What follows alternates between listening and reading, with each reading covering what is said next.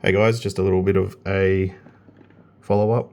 So the bolts here on the standard hot end from the factory are generally provided pretty loose.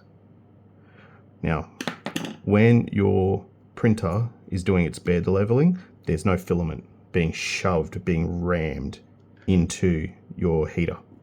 So when it's coming around and it's doing its little taps on the bed, triggering your 4 load cells that are going into the load cell combiner and providing that signal back to the main board.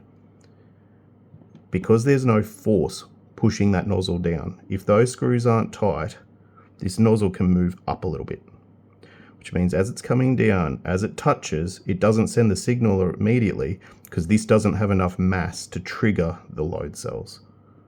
These load cells are designed to handle kilograms of your print on that bed. They're not going to pick up milligrams of mass. But it's once the nozzle gets shoved into the bed and we actually cause a little bit of deflection, that's when the load cells are detecting the touch. If there is play here, then the force from here isn't being transferred immediately. The nozzle is floating. It's hanging on the bottom of the bolt heads.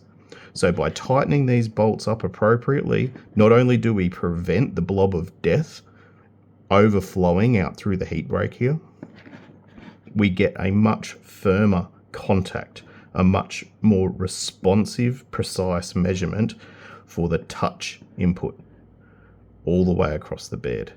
So if you're having Z offset issues, check these screws, because these 2 screws are going to be the ones that kill this hot end if they're loose.